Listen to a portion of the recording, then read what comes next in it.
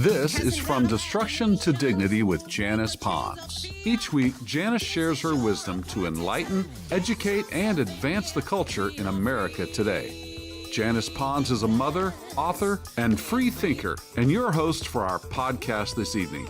Now let's join your host, Janice Pons. Greetings, greetings, greetings. Come on in. Welcome, welcome, welcome. My name is Janice Pons. I am the host on our podcast, From Destruction to Dignity, Clinical Perspective, Spiritual Truths. Listen, we're going to stay on this path that we've been on. You know what we do. We talk about what's going on in this nation. We have our flag behind us. We have our presidential seal to remind us to pray for our president and the cabinet that's working with him. We're going to remember our fellow Americans, 265,900,000 of them that were living paycheck to paycheck, barely making ends meet last year. We want to keep them in our prayers. We want everybody to do better. And so we have a new leader. We have new people on Capitol Hill. We have a new pathway that we're on.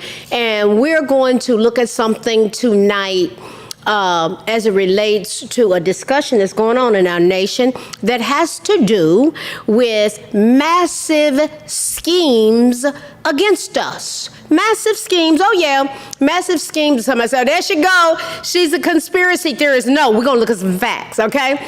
So all this ties directly into our clinical perspective, which is protection from abuse of power. Let's explore this together. Remember, my fellow Americans, my brothers and sisters, we're going somewhere. It's expecting us when we get there. Come and go with me. As many of our fellow Americans simply do not understand what really occurred to us under the regime of the previous administration, they are now having to process some things. They're having to process some realities of massive schemes that were perpetrated against us as citizens. Stick with me, I'm gonna frame some things here. 4 people have pled guilty in a massive bribery scheme at an agency Democrats fought to protect from DOGE, Department of Government Efficiency. They fought hard. They didn't want DOGE looking at various organizations and the operations thereof.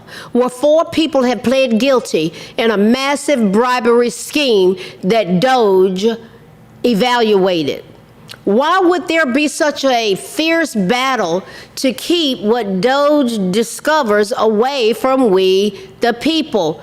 This is why I never will forget when Maxine Waters said, we don't know what they have on us. Well, we found out. Now listen to this. DOGE's financial audit of United States Agency for International Development, USAID. We're going to say USAID. That's the acronym for United States Agency for International Development. That prompted Democrats' cries that thousands were going to die without its funding. The United States Agency for International Development, USAID, it's an agency, this essentially, which was dismantled by DOGE, and it needed to be amid complaints from Democrats that cutting waste was going to harm impoverished countries that were impoverished. It's at the center of a massive bribery scandal, my fellow Americans. A federal contracting officer and 3 businessmen have pleaded guilty in a scheme involving bribes like cash, NBA tickets, and a country club wedding, and a scandal the Department of Justice, DOJ, said was part of a $550 million scam. Roderick Watson, age 57, worked at a USAID contract. He worked as an officer. He was a contracting officer, according to DOJ, Department of Justice. He pleaded guilty to bribery of a public official through USAID there were non-governmental organizations, NGOs. I'm telling you guys, that's how they were getting over on us like a fat rat. They were getting all this money coming out of our paycheck, guys. Oh yeah, our taxpayer dollars, and going to them doing these kind of things. Oh yeah, listen to me now. Let's frame this thing. Waste and abuse have been found out to be rampant. Our taxpayer dollars were wasted and abused. So much went in to DEI efforts and the LGBTQ agenda to even pay for sex change operations in Guatemala. Our taxpayer dollars were paying for that, according to the DOJ. Watson, a USAID contracting officer, sold his influence starting in 2013 with contractors Walter Barnes, owner of a company called Vistant, and Daryl Britt, owner of a company called Aprio. Now, listen to what they were doing with our money. Funneling payoffs through subcontractor Paul Young to hide their tracks during the scheme. Britt and Barnes paid bribes to Watson that were often concealed by passing them through Young, who was the president of another subcontractor to Aprio and Vistant. See, they set up these deals. They set up these NGOs. This is how they were doing it. They regularly funneled bribes to this Mr. Watson, including cash, laptops, thousands of dollars in tickets, in exclusive suites at NBA games, country club weddings, down payments on residential mortgages, cellular phones, jobs for relatives.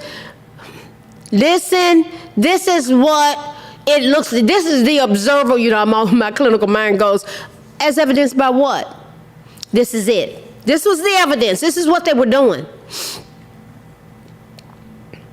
Man, I'm telling you what, the bribes were also often concealed through electronic bank transfers, falsely listing Watson on payroll, incorporated shell companies, and false invoices. Guys, this kind of stuff was rampant.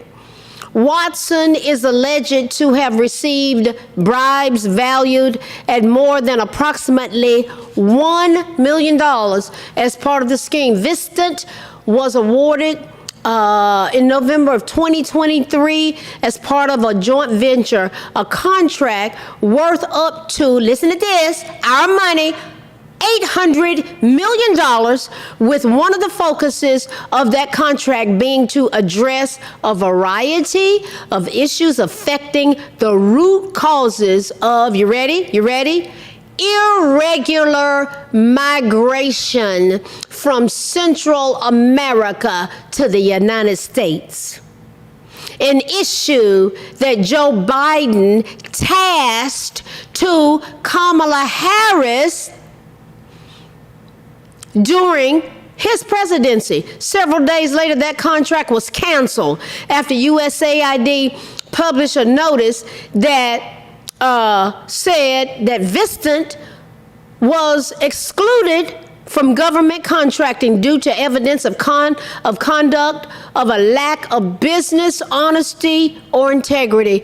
Guys, did we need to be taking a look at this? This is what they've uncovered. This is just but an example of the kind of massive schemes that were going on, abusing us. As millions of Americans were living paycheck to paycheck, barely making ends meet.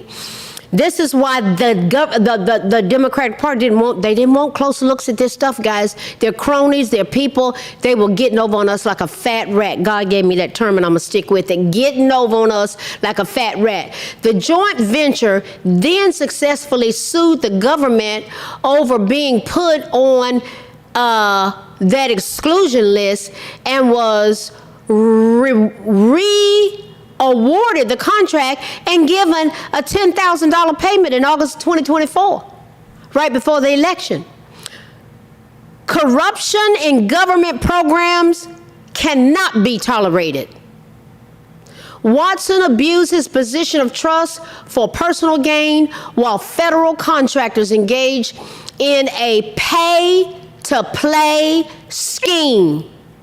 According to Acting Assistant Inspector General for Investigation Sean Bottery of the USAID Office of Inspector General, he said in a press release, this is what he said. He said, this office is firmly committed to rooting out fraud and corruption within U.S. foreign assistance programs. The unfolding dynamics underscores our unwavering focus on exposing criminal activity. Guys, it was rampant, including bribery schemes by those entrusted to faithfully award government contracts. Officials state that they appreciate their long-standing partnership with the Department of Justice in holding accountable those who defraud us, the American taxpayer. USAID was one of the public faces and most drastic examples of DOJ's effort to cut waste, fraud, and abuse in government. This was rampant in the Obama, Biden, Harris cabal. Here is but one example.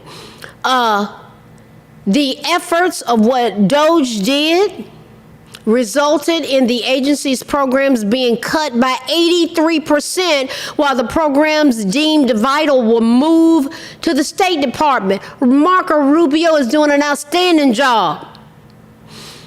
USAID's website went dark, and employees were barred from entering into headquarters the 1st of February, while others had their work put on hold. You remember when Maxine Waters and company, they were showing up at these places and they were demanding to get in. They were not let in.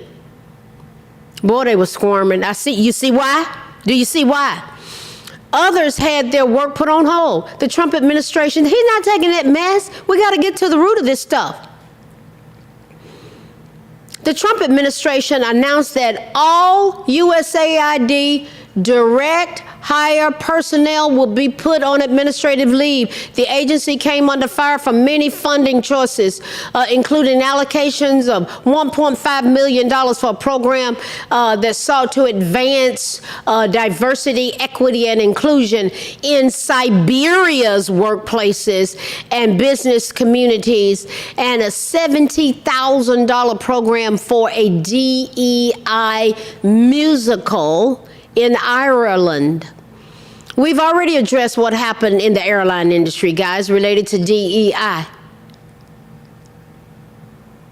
1,000 air traffic controllers finished school, finished training. They were not hired, taken out of the pool overnight by the Obama, Biden, Harris cabal because they were white Americans. They wanted to hire someone that was LGBT, minority, or woman, and the ones that benefited the most were white women.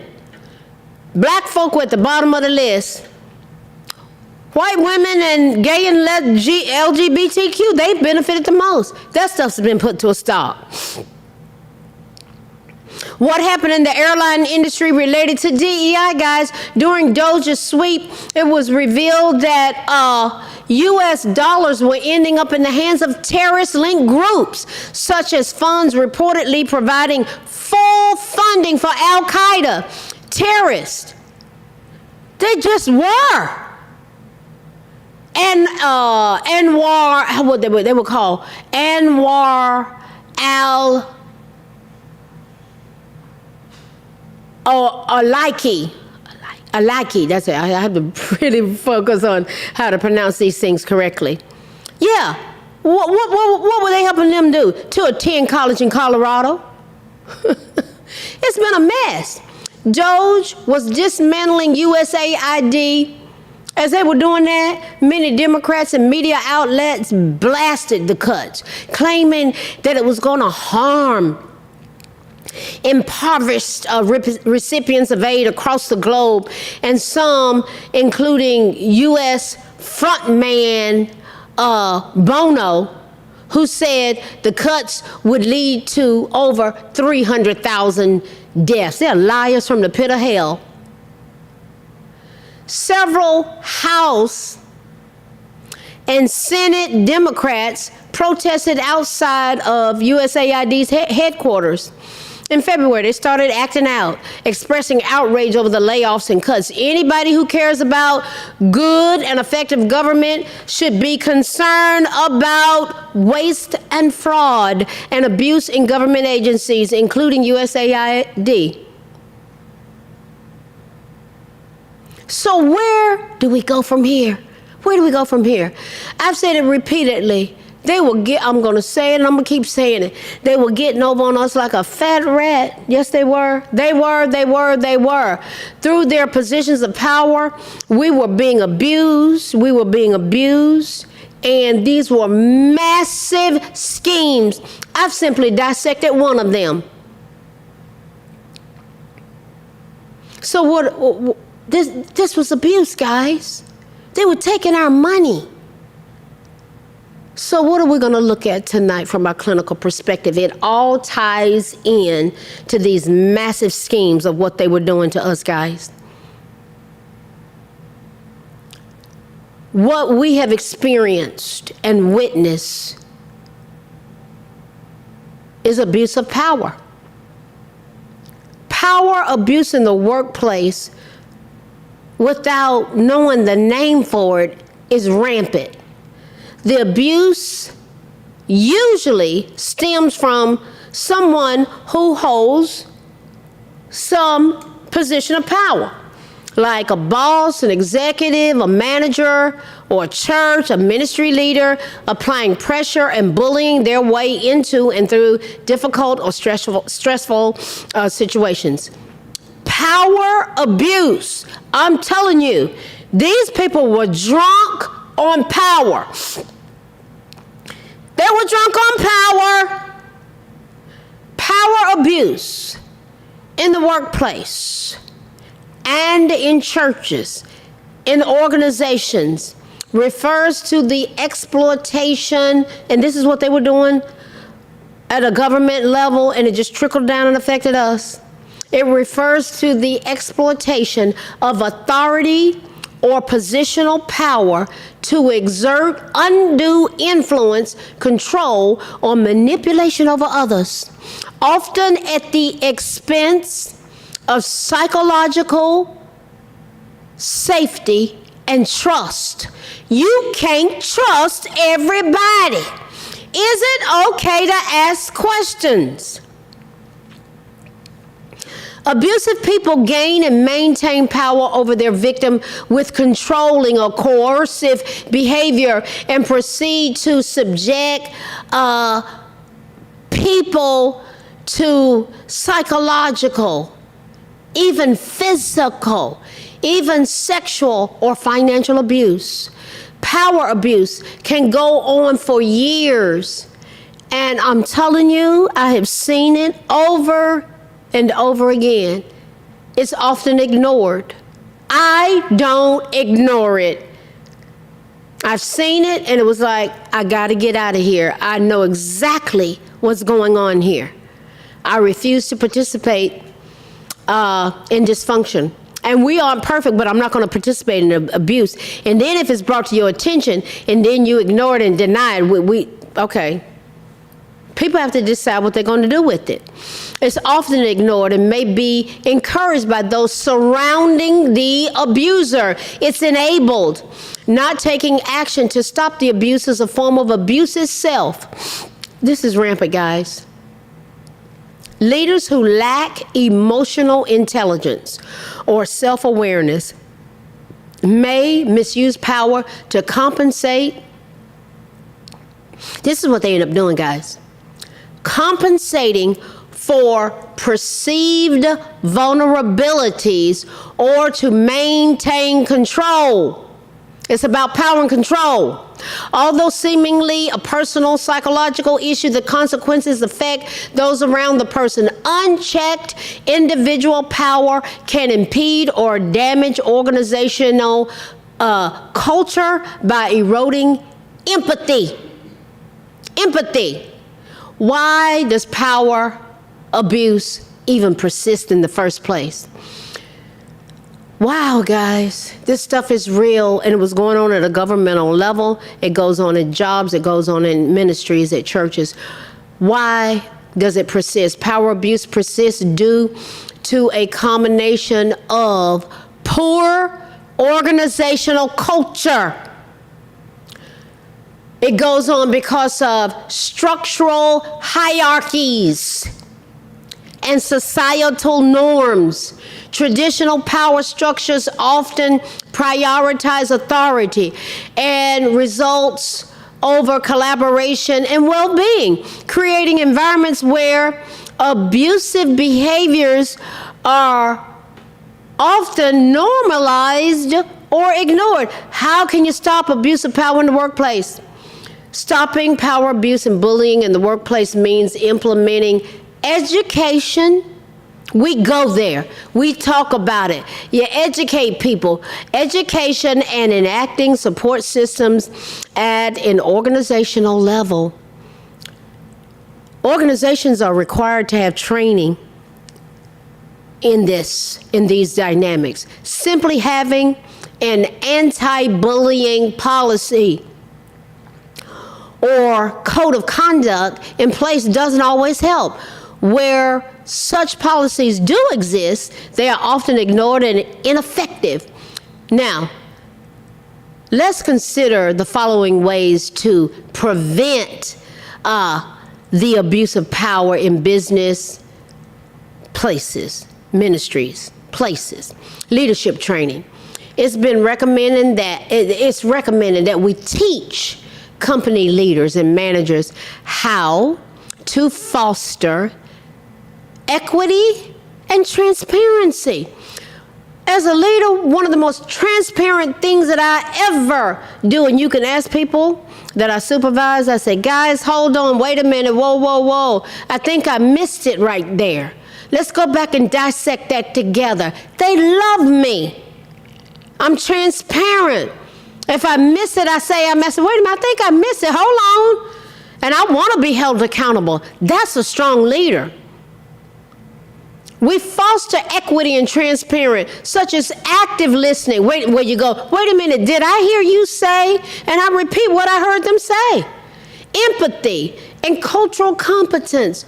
With these skills, inclusive leaders are better equipped to recognize and address power dynamics that may harm others. Reporting and intervention levels. Listen, establish a reporting system that allows employees to discuss these workplace conflicts, ministry conflicts. It's just something, we're not going to talk about that. Why not? Where there's a system to address grievances or abuses with executive staff or human resources managers. A company can thwart power abuse by implementing mechanisms for anonymous feedback and ensure timely responses to reports of abuse. The severity of the abuse should dictate what kind of measures need to be taken. When initial intervention attempts fail to protect the employee or ministry participant or employee from continued abuse, enforce escalating punishments up to and including termination. There has to be accountability in accordance with a company's or organization's disciplinary action policy. It has to be implemented. What is the role of support systems? Support systems, creating opportunities and spaces where employees can safely share their experiences and discuss company and ministry culture. It can take the form of affinity groups, surveys, more things where you get feedback, guys. What about organizational structure? Shifting from a where it's a hierarchy. Yeah, you're going to have somebody that's in charge, but where I'm at, we do teams. It's us. Shifting away from that kind of decision making to inclusive practices that value diverse perspectives and invite team members to co-create solutions, ensuring power is distributed equitably to help us reach optimal goals. When you create a shared space of trust and respect, you can fundamentally disrupt cycles of power abuse. Listen, do you get the feel of what has gone on in our nation and how this just trickles down into ministries, into workplaces? Guys, we need to go there. There's nothing that we cannot overcome in this nation. Oh no, we can overcome this stuff. What have we looked at? Massive schemes against us. And our clinical perspective is, how do we actually go in and deal with the abuse of power? It's an abuse. Why was there such a fierce battle to keep what Doge discovered away from we the people? Doge's financial audit, it needed to be done. Listen, we're going to keep exploring these issues. We're going somewhere. It's expecting us when we get there. We are one nation under God, indivisible, with liberty and justice for all. As we continue to go from destruction, all those things, those are destructive patterns. Getting over on us like a fat rat, taking our money from us, abusing us, as they were just living, as they say, as my daddy would say, they were living hound the hog. Living hound the hog. Living hound the hog, yeah. As people were suffering. These issues, that's destruction. But we want to go to dignity. And as we laid out these clinical perspectives, those are considerations of how we get to dignity. We go from destruction to dignity, clinical perspectives, strategies, skills, and tools to help us as a way of thinking. Spiritual truths. God wants us to be loving, to be respectful, to be orderly, to not be divisive and beating each other up and harming each other. We walk in love. The highest calling is love, guys, and it's accountability. Listen, we're going somewhere. It's expecting us when we get there. I want to give a shout out again to Singapore, Finland, Australia, Africa, Egypt, the Constitutional Republic of the United States of America, who is downloading the podcast on the Apple Podcast venues, those type of mediums out there. We have a social media, Facebook, YouTube, Rumble. This is expanding, and you all have asked. I'm getting subscriptions on my social media platforms. I didn't even ask for it. Thank you. And others have said, do you have exclusive content? Yes, it's forthcoming. So be on the outlook on janicepons.com, on my website, and on my social media platforms. I'm going to be putting it will be under the name of Janice Pons. I'm going to be using the Patreon platform to have exclusive content. And you will be supported by subscribing. You're going to be supporting my efforts, because I'm going to expand it even more. And by getting a subscription, you're going to help me to be able to accomplish goals.